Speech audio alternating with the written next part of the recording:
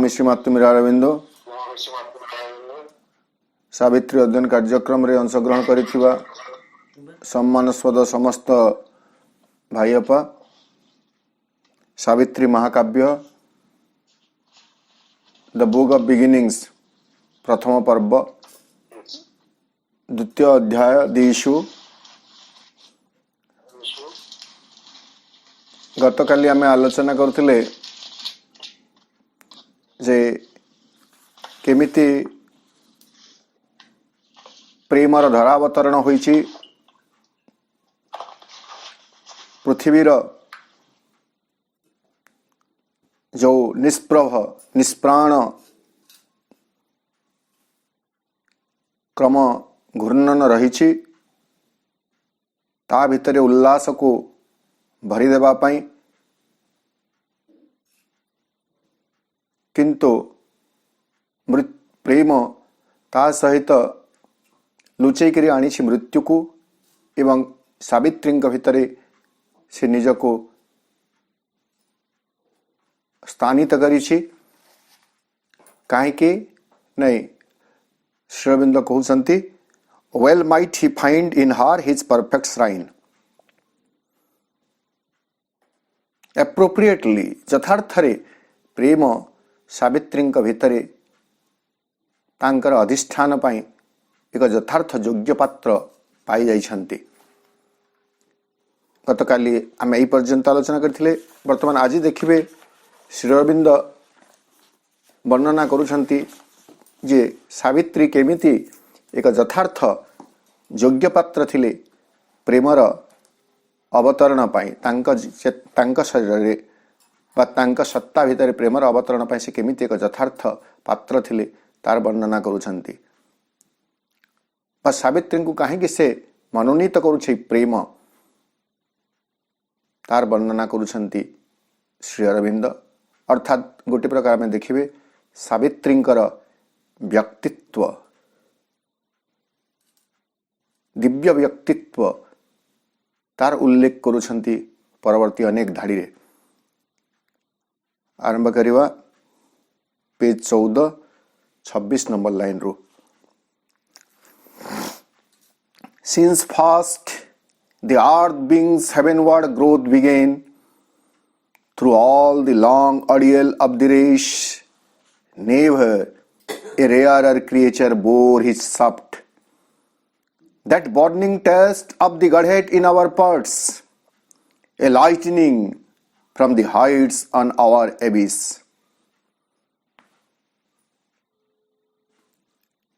Since first the earth beings heavenward growth began, ए जगह रे अर्थ being कहले मनुष्य को बुझा जाउछि एवं ए गोटिए धाड़ी आमको पुणी थरे इंगित करुछि लाइफ डिवाइन दिव्य जीवन ग्रंथर से प्रथम अध्यायटी को ह्यूमन एस्पिरेशन मनुपुत्र अभिप्सा अति चमत्कार आज वंदना थिला देवस्मिता आपा गाउतले श्री अरविंदंकर सबु अमर कृति अमर प्रयास सकल को से वंदना रे वर्णना करा जाइछि। सेठारे से कहउतिले मनुपुत्र अभिप्सा कथा कहउतिले। Ever since man has born upon earth जो दिनठो मनुष्य ए धरापृष्ठ रे जन्म ग्रहण करिछि धरापृष्ठ रे अवतरण करिछि से दिनठो ता भितरु केतेक मौलिक अभिप्सा ओरिजिनल एस्पिरेशन ता भितर रही। Aspiration for God, aspiration for light, aspiration for freedom, aspiration for bliss, aspiration for इमोर्टालिटी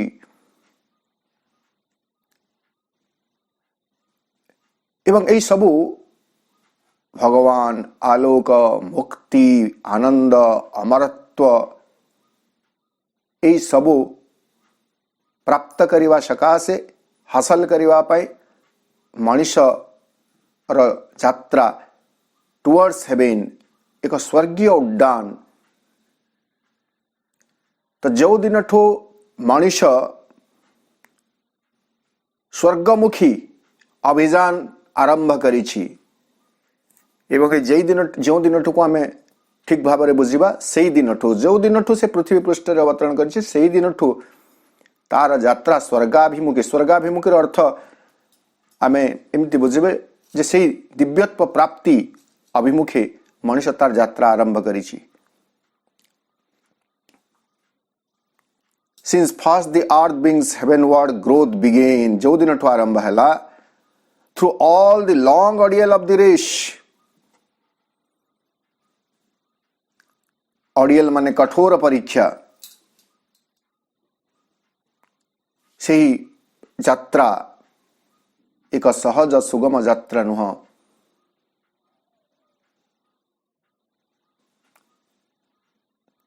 अति कठोर परीक्षा सकल रही परीक्षा मान रही ऑन दी वे रास्ता रे मार्ग रे महान दुरूह जिते कठिन हेले सुद्धा जिते कठोर परीक्षा रही सुद्धा से स्वर्गाभिमुखी तार यात्रा केही रोकी दे पारिबे नाही। सते जेमिति से स्वभाव नहीं से जन्म होइछि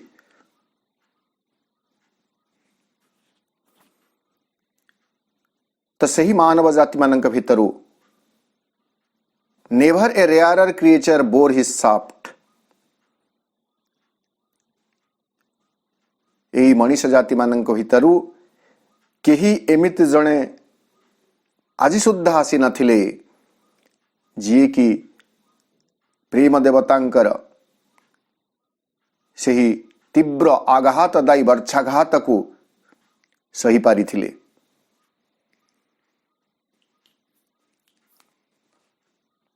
आमे एही सहित बुझिबा पई पूर्व well might say line T आमे जोड़िबे जेहेतु सावित्री प्रेमर से प्रचंड आघात को सहिबा पई सक्षम थिले तेणु हुए तो प्रेम देवता तांको निर्वाचित करुछंती एवं तांकर स्व अधिष्ठान सेठारे प्राप्त करुछंती।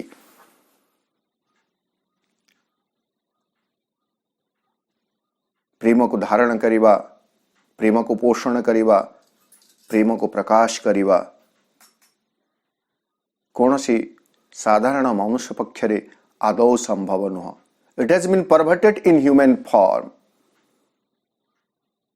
आमे समस्ते जानो मांग रही जोटा कह जाए जेपरिक आम जो प्रेम पेरेन्ट्स रो संतान संतति मान प्रति प्रेम यह माँ एक विशुद्ध प्रेम बोली कहूना किछि ना किछि सेथिरे वासना रहुछि डिजायर रहुछि एवं जोठारे डिजायर रहुछि सेठारे प्रेम विकृत होइछि।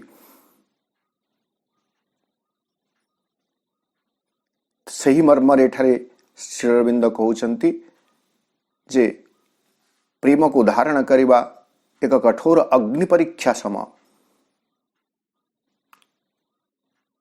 एक तीव्र वर्षाघात भली ताहा आघात देई थाए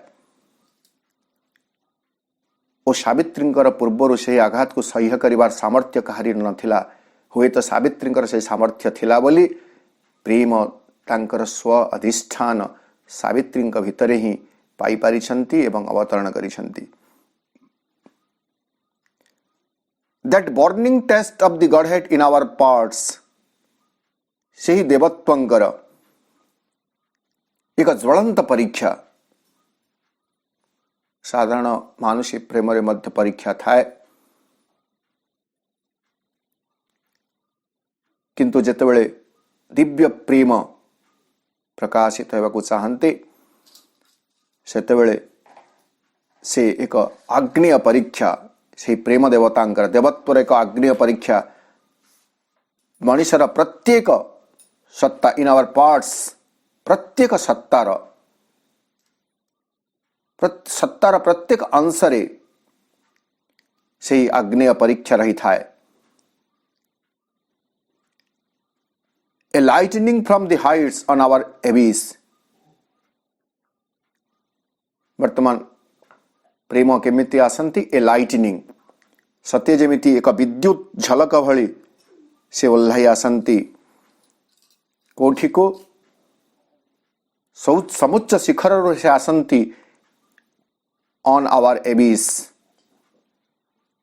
आमर अतल गौहर सकल आम एठारे निश्चेतन रहीछु ता भितर को समुच्च शिखर प्रेमंकर धरावतरण हुए एक अपूर्व शिहरण सृष्टि हुए किंतु लाइटनिंग बोली जेतु कहुए आम देखिए यह बेसी समय पर्यंत मनीष भितर तिष्ठि रही पारे नहीं हेले सावित्री सेमिति नथिले आम यदि आउ टिके आम स्मरण करि परिबे एई अध्याय एई पर्वर प्रथम अध्याय को सावित्री ठू एवोक एमंग द ट्राइब जो कथा रही जेतेबेले उषार आगमनी होइछि सावित्री मध्य जागी उठिचंती किंतु सावित्रींकर जीवनचर्या साधारण मनुष्य मानक भली होई नाही एफिमिराल जय क्षणभंगुर आनंद से माति जाई नांती से गोटे भिन्न प्रजातिर थिले बा से भिन्न सत्तार अधिकारिणी थिले समुच्च शिखर अवतरण करिथिबा प्रेम एक विद्युत झलक सदृश जहाँ सकल सत्ता सकल अंश को आलोकित कर दे प्रेमाप्लुत कर दे पारे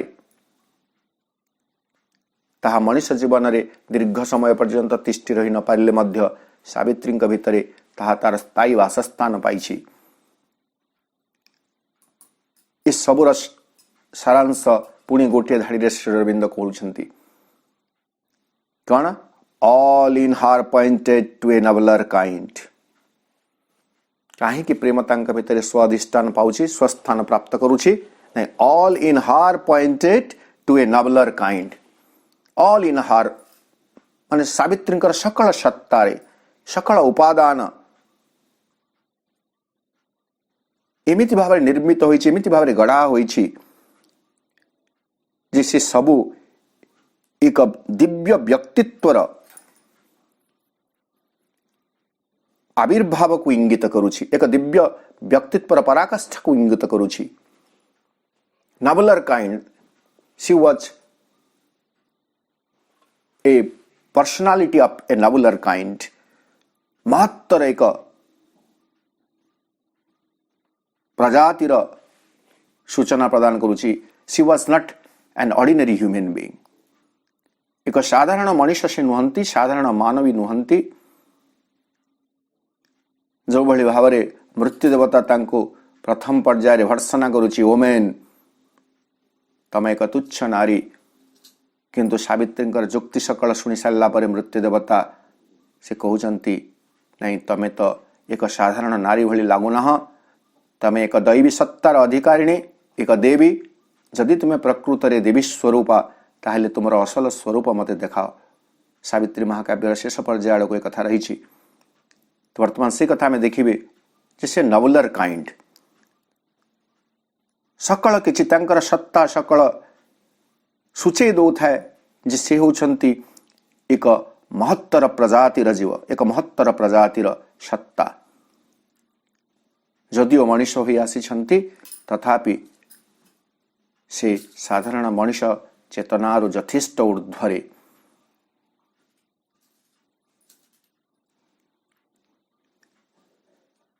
नियर टू आवर्स वर्तमान से why she was a creature of nobler kind तार गोटे वर्णना पुणी श्री अरविंद दौरान near to ours wideness intimate with heaven exalted and swift her young larve visioned spirit voyaging through worlds of splendor and of calm overflow the ways of thought to unborn things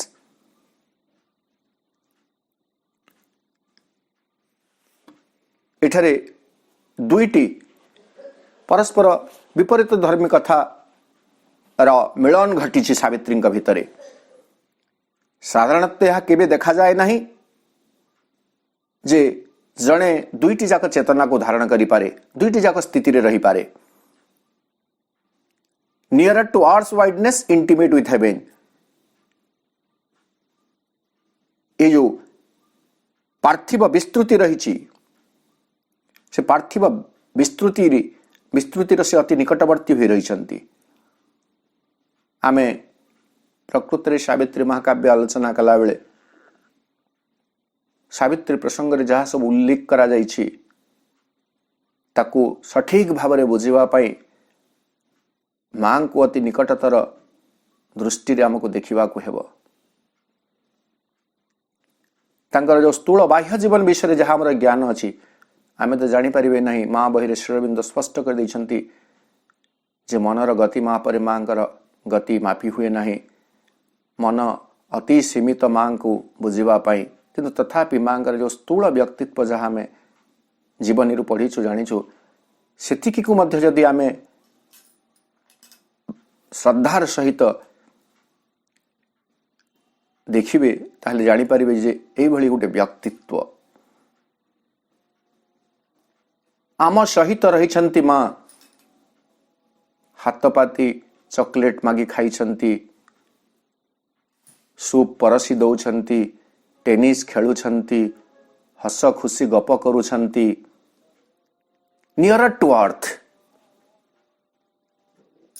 पृथ्वीवासींकर Manish मानकर अति निकटवर्ती विषय रहिछंती। एक साधारण मनीष भली व्यवहार करुछंती किंतु तथापि इंटिमेट विथ हेवेन से होछंती दिव्यत्वर स्वर्गर अंतरंग। स्वर्ग सह मध्य तांकर नैकट्य रही, अंतरंगता रही। साधारण जीवन आम देखले एमती घटे कौन जे पार्थिव जीवन रे संपृक्त से स्वर्गीय से ही चेतना को प्राप्त करिवारे सक्षम हुए नहीं एवं जे स्वर्गीय चेतना को प्राप्त करने पाए प्रयास करे ताको पार्थिव जीवन रु निष्क्रांत नेबा को पड़े। एक कथा आमे आमर पारंपरिक योग साधना रे देखिछु। स्वर्ग चाहूवा व्यक्ति पृथ्वी को इग्नोर करे एवं पृथ्वी रे बंचुवा व्यक्ति पाई बा पार्थिव चेतना रे बंचुवा पाई व्यक्ति पाई स्वर्ग अपहंच एक इलाका भली लागे किंतु एठारे सावित्रींकर सत्तार व्यक्तित्व से भली घटी नहीं।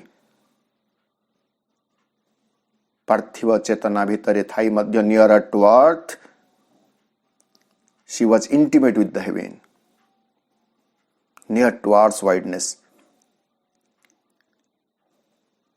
पुणे कण कहउचंती exalted and swift her long vision her young large vision spirit exalted and swift।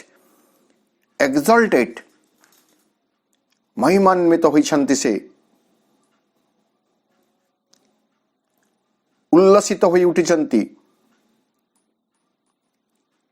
किंतु तत्संगे संगे तांकर जो large vision spirit large vision प्रसारित तांकर जो दृष्टि चैतन्य रही जहाँ सीमितता को अतिक्रम करी असीमंक निकट रे पहुंची जाइछि तांकर से आत्मसत्ता। बट इट इज यंग को आमे दुईटी दृष्टिकोण विचार करि परिबे। प्रथम हैला जे जणे आत्मचेतना को प्राप्त करिवा पई यथेष्ट मैच्योर होइतिबा दरकार, परिपक्व होइतिबा दरकार, एई भली हमर धारणा रहिछि किंतु एठारे तांकर स्पिरिट यंग अर्थात आमे जदि बयस हिसाब देखिबे यंग एवं आ गोटे देखिबे जे एवर यंग तारुण्य से केबे हेले तारुण्यता को अतिक्रम करि जाउन तांका भितर एक तारुण्यता रहिछि एवं तांकर से आत्मसत्ता से तांका पाखरे रहिछि गुटे सुदूर प्रसारी दृष्टि, लार्ज विजन स्पिरिट, सीमित संकीर्ण नुह।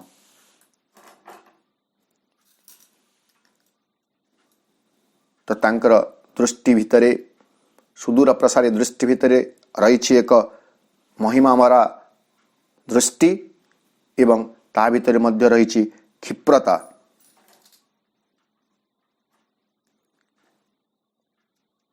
ता भितर रही एक प्रवेग, voyaging through worlds of splendour and of calm. ତାଙ୍କର ଯାତ୍ରା ସେଇ ଆତ୍ମସତ୍ତା ମହିମାମୟ ବା ମହିମାନ୍ୱିତ ସେ ଆତ୍ମସତ୍ତା ଯାହାର ରହିଛି ସୁଦୂର ପ୍ରସାରୀ ଦୃଷ୍ଟି, ସେ ତାଙ୍କର ଯାତ୍ରା ଆରମ୍ଭ କରିଛନ୍ତି ବା କରିଛି କୋଉଠି? ଭଏଜିଂ ମାନେ ପାର୍ଟିକୁଲାରଲି ଆମେ ଜଳଯାତ୍ରାକୁ ଭଏଜ ବୋଲି କହୁ। ତାଙ୍କର ସେଇ ଦୂରଦୃଷ୍ଟି ସମ୍ପନ୍ନ ତରୁଣ ଆତ୍ମଚେତନା ସେ ଯାତ୍ରା କରି ଆସିଛି କୋଉଠୁ? ଭଏଜିଂ ଥ୍ରୁ ୱାର୍ଲଡସ୍, ଜଗତ ସକଳ। କେବଳ ଏଇ ଜଗତ ନୁହଁ, ଆମେ ମାଙ୍କର ଜୀବନରେ ମଧ୍ୟ ଏକଥା ଦେଖୁ। ଗ୍ରହ ଗ୍ରହାନ୍ତରକୁ ଯାତ୍ରା କରୁଥିଲେ ମା, ଏଠାରେ ଟ୍ରାନ୍ସରେ ରହିଯାଉଥିଲେ ଏବଂ ଗ୍ରହ ଗ୍ରହାନ୍ତରକୁ ଯାତ୍ରା କରୁଥିଲେ। ତାଙ୍କର ଆଦ୍ୟ ଜୀବନରେ ମଧ୍ୟ ଏକଥା ଉଲ୍ଲେଖ ରହିଛି କେମିତି ଅଦର ୱାର୍ଲଡ୍ସକୁ ମା ଚେତନାର ସ୍ଥିତିରେ ପହଞ୍ଚି ଯାଉଥିଲେ।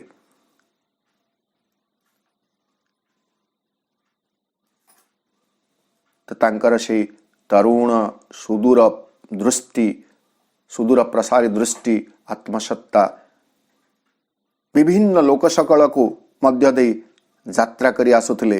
ୱାର୍ଲଡ୍ସ ଅଫ୍ ସ୍ପ୍ଲେଣ୍ଡର, ବିସ୍ମୟ ଭରା ଜଗତ ସକଳକୁ ଯାତ୍ରା କରି ଆସୁଥିଲା। ଏଣ୍ଡ ଅଫ୍ କାମ୍, ଏବଂ ତଥାପି ସେ ଥିଲେ ପ୍ରଶାନ୍ତ ଚିତ୍ତ। Overflow the ways of thought, ଚିନ୍ତାର ସକଳ ପଥକୁ ସେ ଅତିକ୍ରମ କରି ଯାଉଥିଲେ, ତାକୁ ଅତିକ୍ରମ କରି ଯାଉଥିଲେ।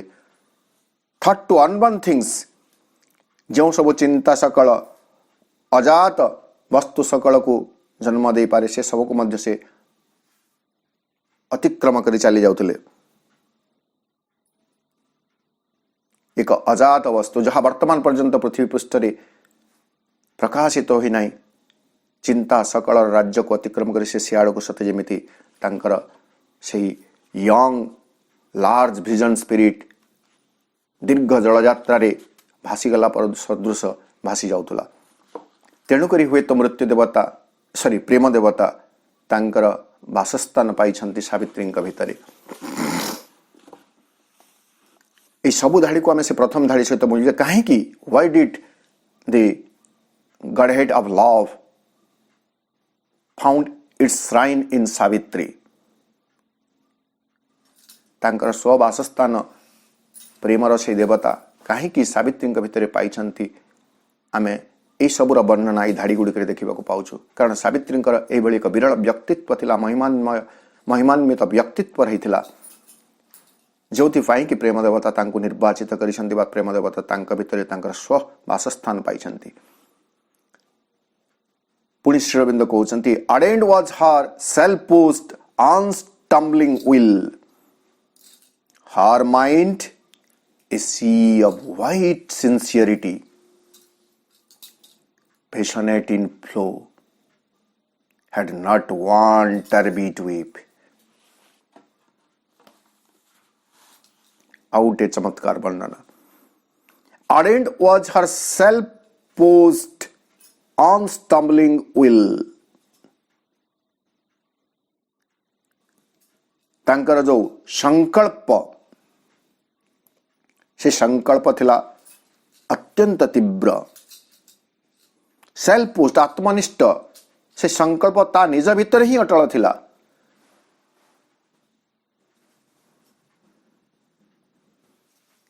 ଏହା ସୁଗଭୀର ଥିଲା, ଶକ୍ତିଶାଳୀ ଥିଲା, ବେଗବତୀ ଥିଲା। ଏବଂ ଆଉ ଗୋଟେ ବିଶ୍ଳେଷଣ କହୁଛନ୍ତି, ତାଙ୍କର ସେ ସଂକଳ୍ପ ନେଭର ଷ୍ଟମ୍ବଲ୍ଡ, କୌଣସି ଛାରେ ଝୁଣ୍ଟି ପଡୁନଥିଲା, ଅଟକି ଯାଉନଥିଲା।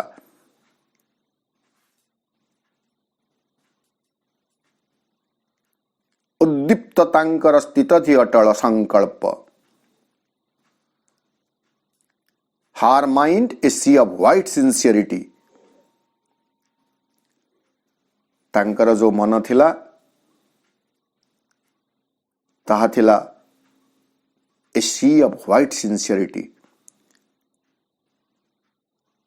ଧବଳ ନିଷ୍ଠାର, ଶୁଭ୍ର ନିଷ୍ଠାର ଏକ ବିଶାଳ ସାଗର ସଦୃଶ। White stands for purity.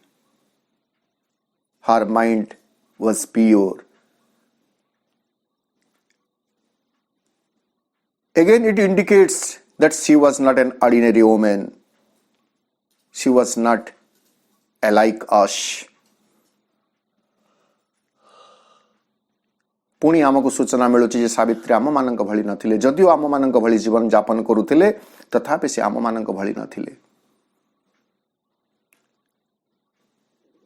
तांका मनरे सामान्यतम कालिमा नथिला व्हाइट शी और white sincere she of white sincerity, संपूर्ण शुभ्र एक सागर सदृश तांकर मन थिला। एवं सागर रे तो जुआर उठे तरंग आसे एवं जितेबाला सागर तरंग आसे भितर तरंगटा तलू ऊपर को उठेले, तलू जितेबाला ऊपर को पानी आसे सेतेबाला ता भितर जो किछि मैला थाए ताहा मध्ये आसे, किंतु श्री अरविंद कौन कहते पैशनेट इन फ्लो, से सागर आवेगपूर्ण भाव में प्रवाहित हो चली पैशनेट सी हैड परवर्ती समय अच्छी she had a deep passion for earth and mankind, पृथ्वी पाई मनीष पाई तांका भीतर एक प्रबल आवेग रही जो से धरापृष्ठ को आसी मृत्यु देवता को उत्तर दौरान शेष पर्याय को सावित्री आम से कथा आलोचना कर सारीचु। जितेबाला स्वर्गीय सुषमा स्वर्गीय प्रांतर अपरूप सुषमा को इंगित करी मृत्यु देवता सेठारे तांकु स्थायी भाव में रही जावाई कहते सेतेबेले से कहते I rejects not my earth for any happier worlds, कौन सी सुखतर जगत पाई मोर पृथ्वी को प्रत्याख्यान करि परिबे नहीं, मोर पृथ्वी को मु त्याग कर दे परिबे नहीं। जहाँ सब सुषमा ऐश्वर्य सुख शांति जहाँ जहाँ तुम्हें से स्वर्गीय प्रांत रही बोली मते प्रलोभित करुछ से सबू तुम्हें जदि प्रकृत रे देवा को चाहूच हे देवता मते दिय, मो माध्यम रे मोर पृथ्वी को दिय, मो माध्यम रे मनुष्य जाति सकल को दिय।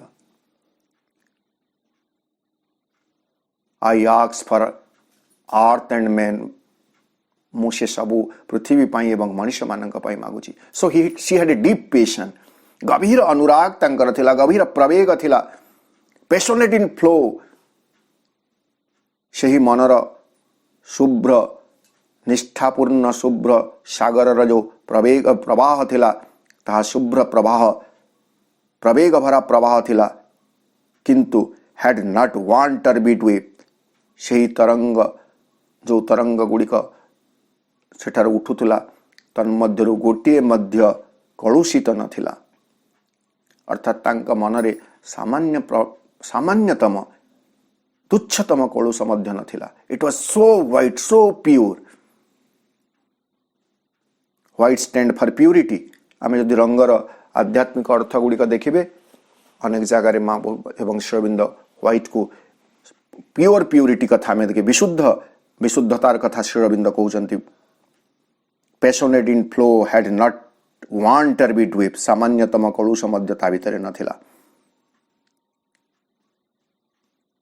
तापरे एक चमत्कार वर्णना रही टिके सिंबलिकाल बुझा टिके माने दुर्बोध्य जना पड़े।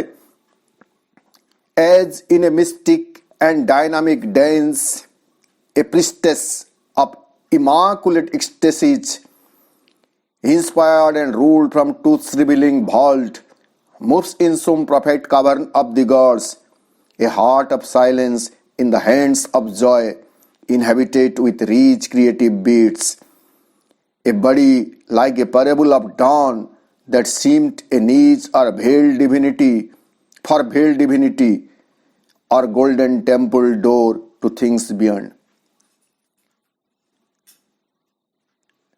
एठारे श्री अरविंद सावित्री से निर्मल स्वच्छ हृदयर वर्णना करिसेंती।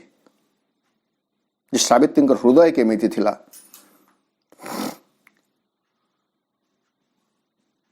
As in a mystic and dynamic dance,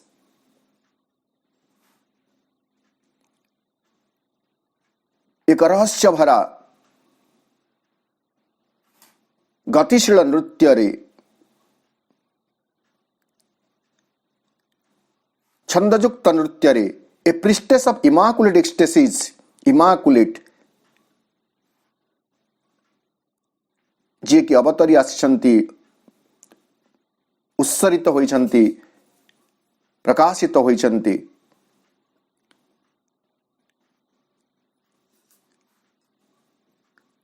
car से इमाकुलेशन नहीं कहा जाउची एक्सटेसिस परम उल्लासर विशुद्ध आनंदर से होचंती जणे पूजारिणी सदृश। यह को आम चमत्कार भाव में कथाटी को प्रथम तार इंगित तार जो रही सिंबल ताको बुझा बुझले तापर लाइन गुड़ाक बुझे जे घटना घटे एमती प्राचीन ग्रीस रे practice of oracle was there ताको ओराकल बोली कहा जाउची। आमे जेमिति हमर भविष्य जानिबा पय विभिन्न उपाय सब अवलंबन करि थाउ किए राशि नक्षत्र देखी कहे तो किए हस्तरेखा देखी कहे बा दिव्य वाणी को से प्राप्त करे कपाल को देखिकी कही दे पारे। तो सेमिति ओराकल मान होउथला ग्रीस रे एवं अन्यान्य प्राचीन सभ्यता गुड़ी करे मेसोपोटामिया सभ्यता रे मध्य ओराकल गुड़ा होउथला। तो एठारे गोटे ओराकल कथा कहा जाउची डेल्फी आमे ता आगरु मध्य आलोचनाटा करथिले। ओराकल ऑफ डेल्फी डेल्फी गोटे शहर ग्रीस रो गोटे प्रसिद्ध शहर जो शहर रे एपोलो बा सूर्य भगवान तांकर मंदिर रही से मध्य प्रेरणार देवता।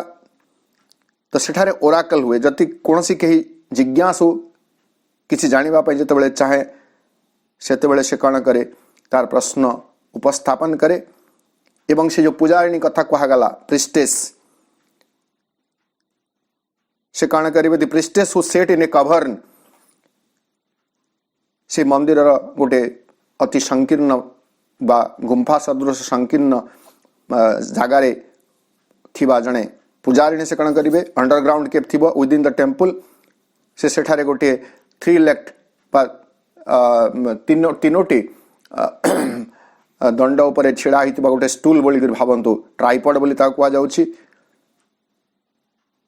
आजिकली जो मोबाइल मान को शूट करने से ट्राइपॉड गुड़ाक आसूची ट्राइपॉड उपरे से बसिबे एवं सेठारे से बसी ट्रांस को चली जिबे समाधि को चली जिबे एवं से किछि पिकुलियर साउंड करिवे से साउंड को देखी करी तापरे जे थिबो सेठारे प्रीस्ट पुजारी पूजक जे थिबो से कण करिबो से साउंड को इंटरप्रेट करिबो व्याख्या करिबो एवं प्रश्नकर्तांकर उत्तर से प्रदान करिबो। तो ओराकल होचे गोटे डिवाइन रिविलेशन ओराकल अभिव्यक्ति। तो एठारे साउंड कथा कहा जाउ नाही एठारे डेंस कथा कहा जाउछि कारण एटा गोटे उपमा दिया जाइछि एज इन ए मिस्टिक एक निगूढ़ एवं गतिशील नृत्य रे एक निगूढ़ मिस्टिक रहस्य भरा गतिशील नृत्य रे and a priestess immaculate ecstasies of immaculate ecstasies एक विशुद्ध आनंदर पूजारिणी सदृश से थिले inspired and ruled from truth revealing vault एटा ओटा पुणे से ट्रूथ रिवीलिंग वॉल्ट से जो कहिले वॉल्ट वॉल्ट हाउस गोटे प्रकार गुंफा जोटा तामने हमें इन वक्राकार हे थिबो कखारु ये सदृश वॉल्ट सुडंग भली थिबो। तो सही जगह रे जणे inspired and ruled from truth revealing vault जोठारे सत्य को अभिव्यक्त करा जाई पारे सत्यर परिप्रकाश अनुप्राणित होइतिबा सेही भली गोटे गुंफा भितरे moves in some prophet caverns of the god से से विचारणा करुथिले केमिति ने moves in some prophet cavern of the gods जोठारे प्रोफेसी को से कथा भी कहली prophet cavern of the gods देवता मानकर जो भविष्यवाणी भविष्यदर्शी गुंफारे सते जेमिति विचारण करुथिले जेमिति ए घटना घटे ठीक सेमिति कहा जाउछि a heart of silence in the hands of joy. Savitri होचंती ए हार्ट ऑफ साइलेंस एक नीरव हृदय किंतु केमिति नहीं in the hands of joy आनंदर हाथ मुठारे से होचंती एक नीरव हृदय inhabited with rich creative beats एवं तांकर हृत्स्पंदन ତାହା ସାଧାରଣ ହୃତ୍ସ୍ପନ୍ଦନ ନୁହଁ, ସତେ ଯେମିତି ତାଙ୍କର ହୃତ୍ସ୍ପନ୍ଦନରେ ରହିଛି ସମୃଦ୍ଧି ସୃଷ୍ଟିକାରିଣୀ ଏକ ସ୍ପନ୍ଦନ। ଅନେକ ସମୟରେ ଏକଥା ମୁଁ ଆଲୋଚନାରେ କହେ, ଯେତେବେଳେ ନାମ ଜପ କଥା କହେ, ଯେ ଆମେ ଯେତେବେଳେ ଆମର ହୃଦୟର କଥା କହୁଛୁ, ଆମର ହୃଦୟ ସ୍ପନ୍ଦିତ ହେଉଛି ପ୍ରତ୍ୟେକ ମୁହୂର୍ତ୍ତରେ ଏବଂ ତାର ମୂଳ କାମ ହେଉଛି to pump blood to different parts of our body. ଶରୀରର ବିଭିନ୍ନ ଅଙ୍ଗକୁ ସେ ରକ୍ତ ସଞ୍ଚାଳନ କରୁଛି। ବର୍ତ୍ତମାନ ସେହି ହୃଦୟକୁ ଆମକୁ ଶିଖେଇ ଦେବାର ଅଛି ଯେ ଯେତେବେଳେ ତାହା ଏକ ଅଧ୍ୟାତ୍ମ ହୃଦୟ ହେଇଯିବ, ସୂକ୍ଷ୍ମ ହୃଦୟ ହେଇଯିବ, ସେ କେବଳ ରକ୍ତ ସଞ୍ଚାଳନ କରିବ ନାହିଁ, ସେ ପ୍ରତ୍ୟେକ କୋଷକୁ ମା ନାମ ଯେମିତି ପ୍ରବାହିତ କରି ନେବ, ସେ ରକ୍ତ ସହିତ ମା ନାମ ମଧ୍ୟ ଯାଉଥିବ ପ୍ରତ୍ୟେକ କୋଷକୁ। ତ ସେଇଭଳି ଆମେ କହିବେ ତାଙ୍କର ଯେଉଁ ସେ heart of silence in the hands of joy, ଆନନ୍ଦର ହାତ ମୁଠା ଭିତରେ ତାଙ୍କର ସେ ନୀରବ ହୃଦୟ inhabited with rich creative beats, ତା ଭିତରେ ଏକ ଶ୍ରୀ ସମୃଦ୍ଧିଯୁକ୍ତ ସ୍ପନ୍ଦନ ରହୁଥିଲା, ସତେ ଯେମିତି ଇନହାବିଟ୍ ବାସ କରିଥିଲେ ତାଙ୍କ ହୃଦୟରେ। A body like a parable of dawn, ତାଙ୍କର ଶରୀର ହେଉଛି ପ୍ୟାରେବୁଲ୍ ଅଫ୍ ଡନ୍, ଉଷା ଯେମିତି ଔଜ୍ଜଲ୍ୟ ଭରା ହୋଇ ରହିଥାଏ, ଆଶା ଭରା ହୋଇ ରହିଥାଏ, ଠିକ୍ ସେମିତି ତାଙ୍କର ଶରୀର ଥିଲା ସେଭଳି ଉଷାର ଦ୍ୟୁତିସମ, ଦ୍ୟାଟ୍ ସିମ୍ଡ ଏ ନିଚ୍ ଫର୍ ଭେଲ୍ଡ ଡିଭିନିଟି। ଏବଂ ତାଙ୍କର ଶରୀର ଏମିତି ଏକ ସ୍ଥାନ, ନିଜ୍ ମାନେ ହେଉଛି, ଆମେ ଦେଖିବେ ମନ୍ଦିର ମାନଙ୍କୁ ଗଲେ ମନ୍ଦିରର ବାହ୍ୟ ଅଂଶରେ ଗୋଟେ ନିଜ୍ ମାନେ ଥାଏ, ଖୋପ ଗୁଡ଼ାକ ଥାଏ, ଯେଉଁଠାରେ ଦେବମୂର୍ତ୍ତି ମାନେ ସେଠାରେ ମଧ୍ୟ ଅବସ୍ଥାପିତ ହୋଇଥାନ୍ତି। ତେଣୁ ଭେଲ୍ଡ ଡିଭିନିଟି, ବର୍ତ୍ତମାନ ପର୍ଯ୍ୟନ୍ତ ପ୍ରକାଶ ଲାଭ କରିନଥିବା ଦେବତାଙ୍କର ତାହା ଏକ ଏକ ଠଣା ଭଳି ବା ଖୋପ ଭଳି ଜଣାପଡ଼ୁଥାଏ ତାଙ୍କ ଶରୀର, ମାନେ ଅର୍ଥାତ୍ ତାଙ୍କ ସତ୍ତାର ବିଭିନ୍ନ ଅଂଶରେ ଦେବତାମାନଙ୍କର ପ୍ରକାଶ ହେବାର ସମ୍ଭାବନା ରହିଛି। Or golden temple door to things beyond, କିମ୍ବା ତାଙ୍କ ଶରୀର ଥିଲା ଯେ ଥିଙ୍ଗସ୍ ବିୟଣ୍ଡ, ବିୟଣ୍ଡ ପରାନ୍ତରରୁ, ପରପାରିରୁ ପ୍ରକାଶ ହେବାକୁ ଅପେକ୍ଷା କରିଥିବା ବସ୍ତୁ ସକଳ ମଧ୍ୟକୁ ପ୍ରବେଶ କରିବା ସକାଶେ ତାଙ୍କର ଶରୀର ଥିଲା ସତେ ଯେମିତି ଏକ ଗୋଲ୍ଡେନ୍ ଟେମ୍ପଲ୍, ସ୍ୱର୍ଣ୍ଣ ମନ୍ଦିରର ଦ୍ୱାର ସଦୃଶ। ତ ସାବିତ୍ରୀଙ୍କର ଯେହେତୁ ଏଇଭଳି ଏକ ଦିବ୍ୟ ବ୍ୟକ୍ତିତ୍ୱ ରହିଥିଲା, ତେଣୁ ପ୍ରେମ ଦେବତା ତାଙ୍କ ଭିତରେ ସ୍ୱ ଅଧିଷ୍ଠାନ ପ୍ରାପ୍ତ କରିଛନ୍ତି। ସେ ଗୋଟିଏ ଲାଇନକୁ ଜଷ୍ଟିଫାଏ କରିବା ପାଇଁ, ପ୍ରମାଣିତ କରିବା ପାଇଁ ଶ୍ରୀ ଅରବିନ୍ଦ ସବୁ କଥା କହୁଛନ୍ତି ଯେ କାହିଁକି ପ୍ରେମ ଦେବତା ସାବିତ୍ରୀଙ୍କ ଠାରେ ତାଙ୍କର ସ୍ୱ ବାସସ୍ଥାନ ପାଇଲେ, ବିକଜ ଅଫ୍ ଅଲ୍ ଦିସ୍। ଆହୁରି ମଧ୍ୟ ଦେଖିବେ ଆଉ ଚମତ୍କାର ବର୍ଣ୍ଣନା ଶ୍ରୀ ଅରବିନ୍ଦ କରୁଛନ୍ତି, immortal rhythms swayed in her time-born steps. Immortal rhythms swayed in her time-born steps. She was a time-born being. କାଳଜାତ ସେ ଥିଲେ ଏକ ସତ୍ତା, କାଳ କ୍ଷେତ୍ରରେ ଧରାପୃଷ୍ଠରେ ସେ ଜାତ କରିଛନ୍ତି, ଜନ୍ମ ହୋଇଛନ୍ତି, କିନ୍ତୁ ତାଙ୍କର ସେ ପଦକ୍ଷେପରେ ପାର୍ଥିବ ଛନ୍ଦ ନଥିଲା, ବରଂ ଥିଲା ଏକ ଅମର ଛନ୍ଦାବଳୀ।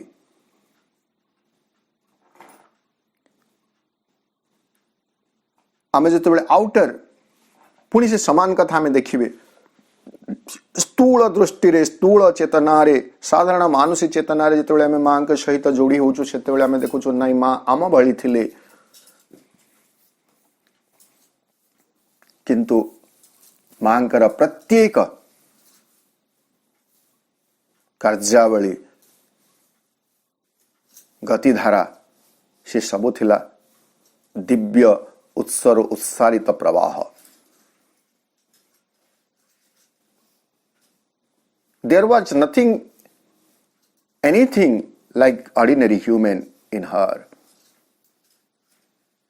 ସାଧାରଣ ମଣିଷ ଭଳି କିଛି ତାଙ୍କ ଭିତରେ ନଥିଲା, ଯଦିଓ ବାହାରୁ ସେ ସବୁ ସାଧାରଣ ମଣିଷର ଜୀବନଚର୍ଯ୍ୟା ଭଳି ପ୍ରତୀତ ହେଉଥିଲା।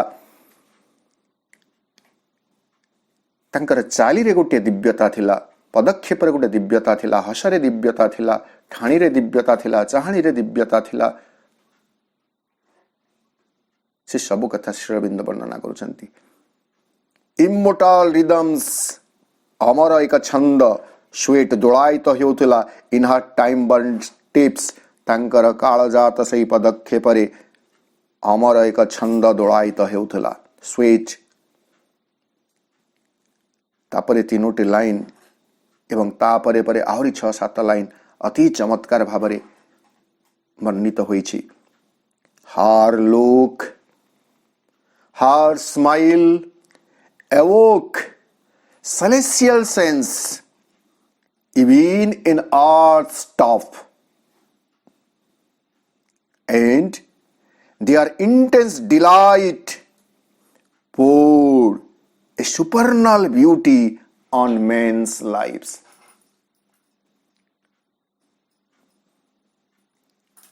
ଏ ସବୁ କଥା ଆଶ୍ରମବାସୀ ତାଙ୍କ ଜୀବନରେ ଅନୁଭବ କରିଛନ୍ତି।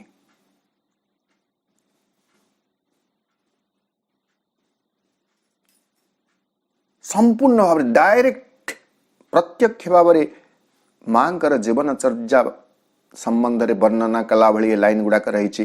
ସାବିତ୍ରୀ ପ୍ରସଙ୍ଗରେ ଆମେ ଯଦି ସାବିତ୍ରୀଙ୍କୁ ବୁଝିବା ଏବଂ ଆମ ଜୀବନର କ୍ଷେତ୍ରରେ ଯଦି ଆମେ ମାଙ୍କ ସହିତ ଯୋଡ଼ିବା, ଏ ସବୁ ଯାକ କଥା ସମାନ। ହାର ଲୁକ୍,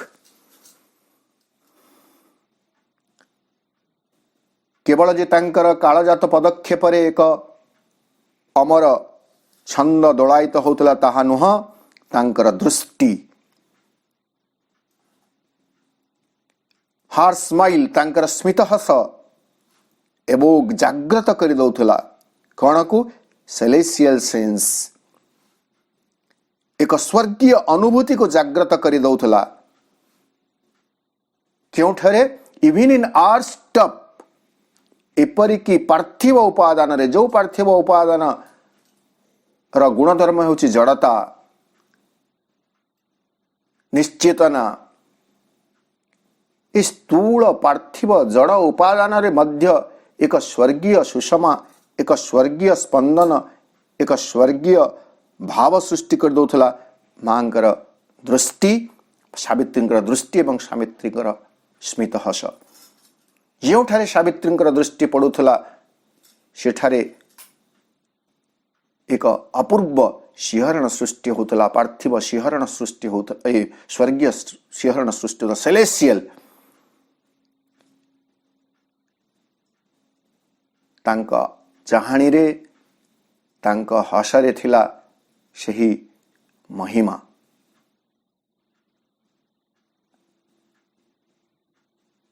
ଆମେ କଥା ଦେଖିଛୁ, ଆଲୋଚନା କରିଛୁ। Suffering was lost in her immortal smile. Adoration to the divine mother ରେ କଥା କହୁଛନ୍ତି। Suffering was lost in her immortal smile. What a smile she has. ଅପୂର୍ବ ଏକ ସ୍ମିତ ହାସ, ଯେଉଁ ସ୍ମିତ ହାସ ସକଳ ଯନ୍ତ୍ରଣାର ଅବସାନ ଘଟାଏ।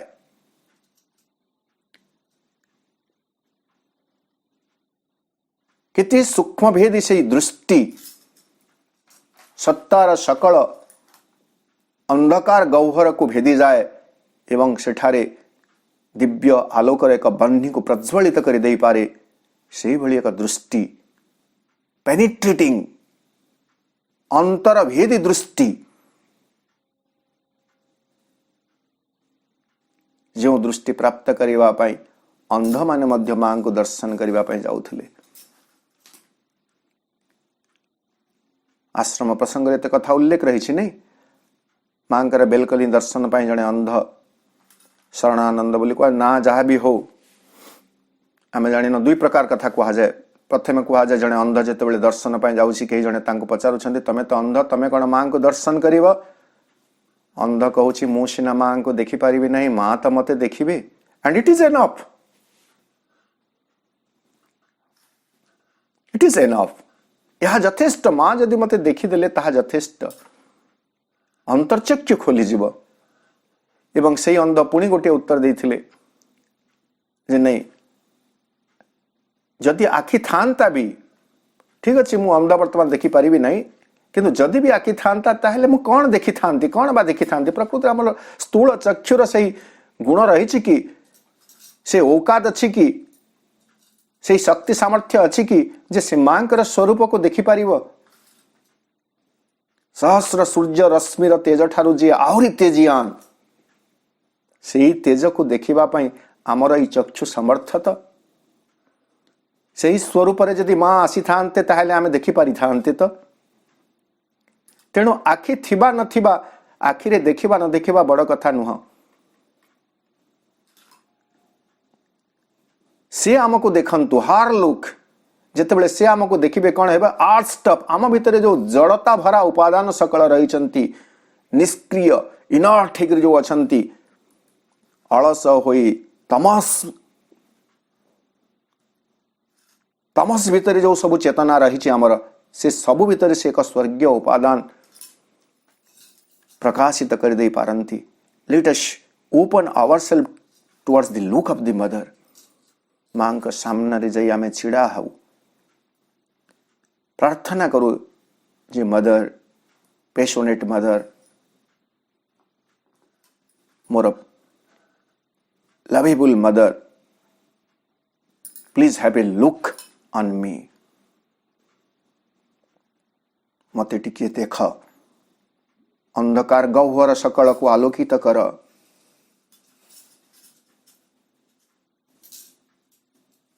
her look, her smile evoke celestial sense even in earth's top and their intense delight से चाहणी रे से हसरे जो सुगभीर आनंद रही पोड़ सत्य जमी अजाड़ी दौला कौन ए सुपरनल ब्यूटी एक अति भौतिक सौंदर्य अलौकिक एक सौंदर्य इन मेन्स लाइफ मनीष सकलंकर जीवन रे मांकर चाहणी ओ स्मित हस तज्जनित एक अति भौतिक आनंद डिलाइट मनीषर जीवन रे अजाड़ी दौथला सच वाज सावित्री सावित्री थिले एई भली जदियो सावित्री प्रसंग रे कहा जाइछि आमे हमर करुणामयी दिव्य जननी को ए दृष्टि रे देखि परिबे एई भाव रे स्वीकार करि परिबे एई भाव रे ग्रहण करि परिबे मां के निकट रे जाई किछि समय बसिबे मांकर स्मितहास भरा मुखमंडलटी देखिबे अनुभव करिवा पई प्रयास करिबे जे तांकर से चाहणी मोर सकल सत्ता को भेद करि जाउछि तांकर से हस मो चेतनार कला बादल को कुआड़े उभे दौछि कुआड़े फिंगी दौछि दूरे दौछि एई भली एक भाव आम भितर आमे सृष्टि करि परिबे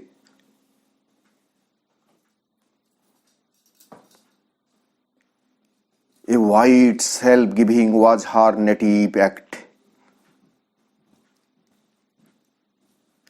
A magnanimity edge of sheer sky enveloped with its greatness all that came and gave a sense edge of a greatened world.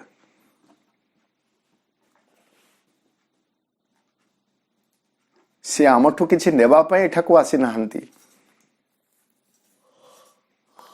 एवं अल्प किछि देबा पई मध्य आसी नाहंती वेरी इंटरेस्टिंग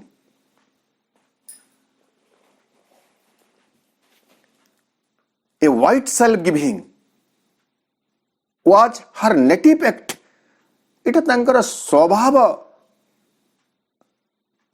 सहजात तांकर एक प्रवृत्ति एक क्रिया एक कर्म कौन ए व्हाइट सेल्फ गिविंग एक व्यापक आत्मदान to give entirely her self giving she has descended upon earth to give entirely herself to the mankind, to the humanity, to the earth. এই পৃথিবীକୁ ନିଶେଷରେ ସେ ନିଜକୁ ସମର୍ପଣ କରିଦେବେ ବୋଲି ଦେଇଦେବେ ବୋଲି এই ପୃଥିବୀକୁ ସେ ଅବତରଣ କରି ଆସିଛନ୍ତି ଦିବ୍ୟ ଜନନୀ। ତ ସାବିତ୍ରୀଙ୍କର ମଧ୍ୟ ସେଇ ସମାନ ଥିଲା କ'ଣ ନାଇଁ ସେଲ୍ଫ ଗିଭିଂ, ଆତ୍ମଦାନ, ଦେବା ଦେବା ଦେବାର ଆନନ୍ଦ,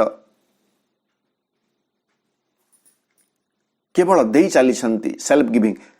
এই প্রসঙ্গে মাঙ্কু প্রশ্ন যে করা আমি জানিছু চমৎকার কথা আছে যে mother what do we want from you, আমি আপনার ঠার কণ চাহিবু? মা কହୁଛନ୍ତି এভরিথিং, এভরিথিং। এবং what do you want from us, আমঠু কণ চাহ? নাই নথিং। କିଛି ନ ଦେଇ ସବୁ କିଛି ଯିଏ ଦେବ, এইଭଳି ଗୋଟିଏ ଲାଭ ଯଦି ଆମେ ଉଠେଇ ନ ପାରିଲେ, ଆମେ ସବୁବେଳେ ଲାଭ କ୍ଷତିରେ ବିଚାର କରୁଥିବା ମଣିଷ, ଲାଭ କ୍ଷତି ଭିତରେ ବଞ୍ଚୁଥିବା ମଣିଷ, ଆମ ପାଇଁ ତ ଏହା ଏକ ଅପୂର୍ବ ସୌଦା। ନାଇଁ, ଆମକୁ କିଛି ଦେବାକୁ ପଡୁନାହିଁ, ତା ବଦଳରେ ଆମେ ସବୁ କିଛି ପାଇଯିବେ। ଏହାକୁ ପ୍ରାପ୍ତ କରିବା ପାଇଁ ୱି ମଷ୍ଟ ରିଚ୍ ଟୁ ହର୍। କିଛି ନ ଦେଇ ସବୁ କିଛି ପାଇବାକୁ ହେଲେ ଆମକୁ କ'ଣ କରିବାକୁ ହେବ? ନାଇଁ, ଆମକୁ ତାଙ୍କ ନିକଟରେ ପହଞ୍ଚିବାକୁ ହେବ। You need not have to show a ration card, a BPL card or any such authentic card. ଆମକୁ କୌଣସି କାର୍ଡ ଦେଖେଇବାର ଦରକାର ନାହିଁ, କିଛି ନାହିଁ। କେବଳ ଏକ ଶିଶୁ ସୁଲଭ ଚେତନା ନେଇ ମାଙ୍କ ସାମ୍ନାରେ ଛିଡ଼ା ହେବାର ଆବଶ୍ୟକତା ରହିଛି। ଏକ ଚମତ୍କାର ପ୍ରସଙ୍ଗ ଡକ୍ଟର ଆଲୋକ ପଣ୍ଡେ ବର୍ଣ୍ଣନା କରୁଥିଲେ ଅମୃତାଙ୍କ କଥାକୁ ନେଇକରି। ଦିନେ ଅମୃତାଙ୍କୁ ପଚାରୁଛନ୍ତି, ମା ଅମୃତା ନିରବ ହେଇକରି ବସିଛନ୍ତି, ଅମୃତା ତମେ କିଛି ମାଗ, ମୁଁ ତୁମକୁ ଦେବାକୁ ଚାହୁଁଛି। ଅମୃତା ନିରବ ରହୁଛନ୍ତି, ପୁଣି କହୁଛନ୍ତି ମାଗ କିଛି, ମୁଁ ତୁମକୁ ଦେବା ପାଇଁ ଚାହୁଁଛି। ପୁଣି ନିରବ ରହୁଛନ୍ତି, ଅମୃତା ତୁମକୁ କିଛି ମାଗିବାକୁ ହେବ, ମୁଁ ତୁମକୁ ଦେବି। ଅମୃତା କହୁଛନ୍ତି, ହଠାତ୍ ଗିଭ୍ ମି 2 ବେନିୟନ, ମୋତେ 2ଟି ବେନିୟନ ଦିଅନ୍ତୁ। ତାପରେ ପରବର୍ତ୍ତୀ ସମୟରେ ତାଙ୍କର କୋ ସାଧକ ମାନେ ପଚାରୁଛନ୍ତି, ତୁମେ କିଡ଼େ ମୂର୍ଖ, ତମେ ତ ଚାହିଁଥିଲେ ମା ତୁମକୁ ତୁମ ଚେତନାର ଉତ୍କର୍ଷ ସାଧନ ପାଇଁ ବହୁତ କିଛି ଦେଇପାରିଥାନ୍ତେ, ତୁମକୁ ଏମିତିକି ମୁକ୍ତି ମଧ୍ୟ ଦେଇପାରିଥାନ୍ତେ, ଲିବରେସନ ଦେଇପାରିଥାନ୍ତେ, ତୁମେ ବେନିୟନ ଭାବୁଛ। ସେ କହୁଛନ୍ତି, ମୁଁ ଜାଣିଛି ମା ମୋତେ ସବୁ ଦେଇପାରିବେ ବୋଲି, କାରଣ ସେ ମୋତେ କ'ଣ ଆବଶ୍ୟକ ସେ କଥା ସେ ଜାଣିଛନ୍ତି। ମୁଁ ବା କାହିଁକି ମାଗିଥାନ୍ତି? ନାଇଁ, ତାହେଲେ ମାଗିଲ କାହିଁକି? ନାଇଁ, ଇଟ୍ ୱାଜ୍ ଏ କମାଣ୍ଡ। ଯେହେତୁ ମା କମାଣ୍ଡ କଲେ ମୁଁ ମାଗିଲି, ନହେଲେ ତାହା ମାଙ୍କୁ ଅବମାନନା ହେଇଥାନ୍ତା। ସେ ମାଗିବା ପାଇଁ କହୁଛନ୍ତି, ନହେଲେ ତ ମଦର ନୋଜ୍ ମତେ କ'ଣ ଦରକାର ମା ତ ଜାଣିଛନ୍ତି, ମୁଁ ମାଗିବି କାହିଁକି? କିନ୍ତୁ ଆଜି ପର୍ଯ୍ୟନ୍ତ ଏଇ ହୀନମନ୍ୟ ମଣିଷ ଭକ୍ତିର ଛଦ୍ମବେଶରେ, ଆମେ ଯାହାକୁ ଭକ୍ତି ବୋଲୁଛୁ ତାହା ହେଉଛି ଗୋଟେ ମୁଖା ପିନ୍ଧା ଭକ୍ତି। ଶ୍ରୀ ସମୃଦ୍ଧି ଏ ସକଳ ମାଗୁଛୁ ଭଗବାନଙ୍କୁ, ମାଙ୍କ ନିକଟକୁ ଯାଇ। କେବେ ହେଲେ ଆମେ ତାଙ୍କ ନିକଟରେ ଏକ ଶିଶୁ ସୁଲଭ ଚେତନା ନେଇ ପହଞ୍ଚି ପାରୁନାହୁଁ। ଯିଏକି ସବୁ କିଛି ନିଜକୁ ଦେଇଦେବା ପାଇଁ ଯିଏ ଆସିଛନ୍ତି, ତାଙ୍କୁ ଆମେ ଅଳ୍ପ କିଛି ମାଗି ସନ୍ତୁଷ୍ଟ ହୋଇଯାଉଛୁ ଏବଂ ପୁଣି ଥରେ ଆମର ଚେତନାକୁ ସଂକୀର୍ଣ୍ଣ ଏକ ପରିସର ଭିତରେ ଆବଦ୍ଧ କରିଦେଉଛୁ। ଆସିଯିବ ମୂଳ ସାବିତ୍ରୀ ପ୍ରସଙ୍ଗକୁ। A white self giving was her native act. ତାଙ୍କର ତାହା ଥିଲା ସହଜାତ ପ୍ରବୃତ୍ତି, ଯେ ଦେବା ଛଡ଼ା ସେ ଆଉ କିଛି ଜାଣନ୍ତି ନାହିଁ। ଏ ହ୍ୱାଇଟ୍ ସେଲ୍ଫ ଗିଭିଂ, ଏବଂ କେତେ ଦେବେ ନା ସବୁ ହ୍ୱାଇଟ୍ ସେଲ୍ଫ ଗିଭିଂ, ସମ୍ପୂର୍ଣ୍ଣ ଆତ୍ମଦାନ, ନିଜକୁ ସେ ସମ୍ପୂର୍ଣ୍ଣ ଦେଇପାରିବେ। କେମିତି ଦେବେ ତାର ଏକ ତୁଳନା କରୁଛନ୍ତି। A magnanimity as of sea or sky. ସାଗର କିମ୍ବା ଆକାଶ ତୁଲ୍ୟ ଏକ ଉଦାରତା ତାଙ୍କ ଭିତରେ ରହିଥିଲା। ସାଗର ଯେମିତି ଉଦାର, ଆକାଶ ଯେମିତି ଉଦାର, ସେଇଭଳି ଏକ ମ୍ୟାଗ୍ନାନିମିଟି, ଉଦାରତା ତାଙ୍କ ଭିତରେ ଥିଲା। Enveloped with its greatness all that came. ଯାହା କିଛି ତାଙ୍କ ନିକଟକୁ ଆସୁଥିଲା ସେ ତାଙ୍କ ଚେତନା ଭିତରେ ଆବଦ୍ଧ ହୋଇଯାଉଥିଲା।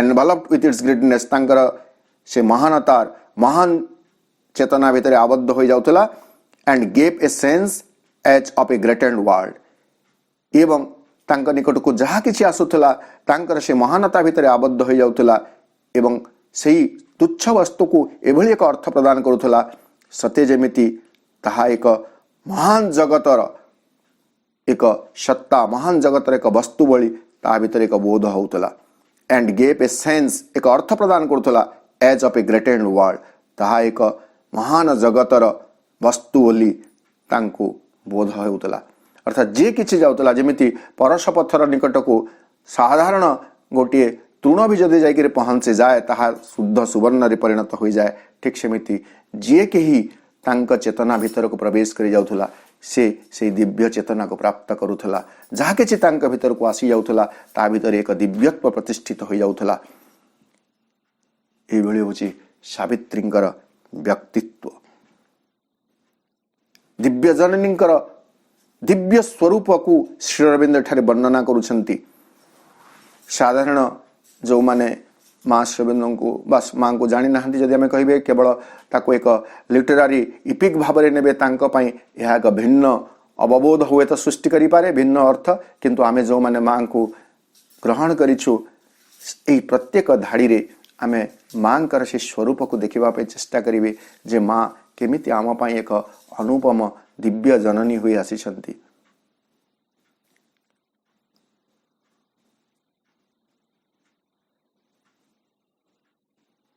नहीं गोटे सुंदर वंदना अच्छी अनुपमा जननी को आस अवतरी झरी पड़ू धराधामे भूली जाऊे झरी पड़ू धराधामे तुम कृपा बारी अनुपम जननी गो आसवतरी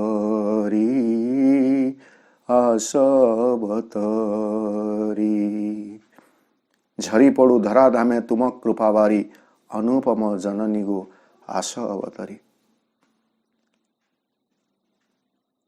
तांकर दिव्य कृपार बारी वर्षण करने पाई तो माँ यही पृथ्वी पृष्ठ को अवतरण करी आछंती केवल आमर चेतना को से कृपा बारी सिक्त कर देवा पाई मुक्त प्रांगण को आसी जीवार अच्छी चेतना को आबद्ध न करी यदि आम उन्मुक्त कर देबे मांकर से कृपा बारी रे आमर चेतना सिक्त हो जाई पारे वाइट सेल्फ गिविंग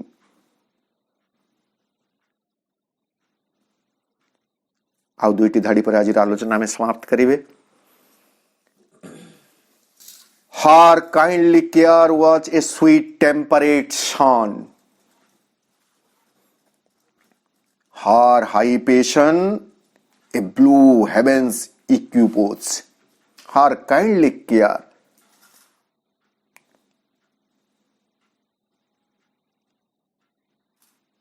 तांकर जो काइंडली केयर रही सदय जत्न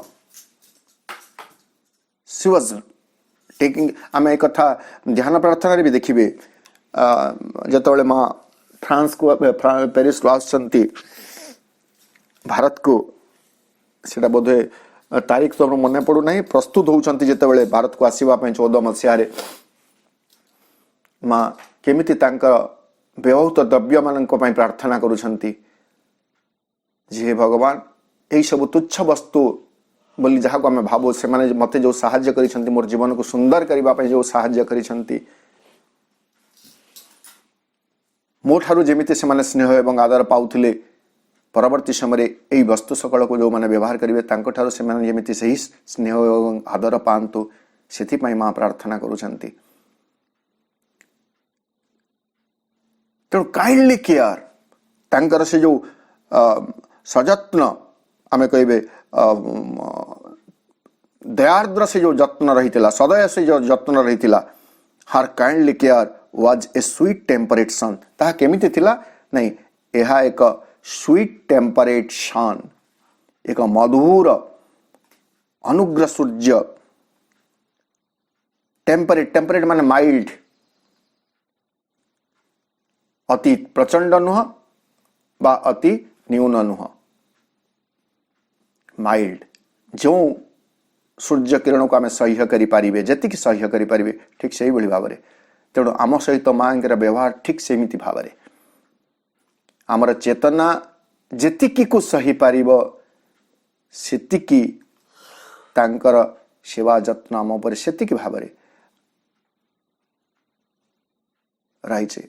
हर kindly care was a sweet temperate sun, तांकर दयार्द्र जत्न एक मधुर सही पारिबा उपलक्ष्य एक सूर्य किरण सदृश थिला।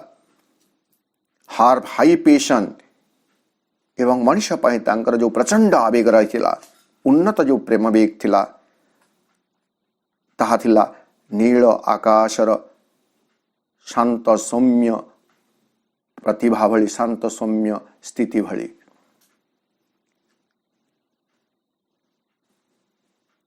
यही भाव में सावित्री वर्णना करा जाउछि। कहीं वर्णना कर श्रविंद पुणी आम से धाड़ी आरंभ करेंगे।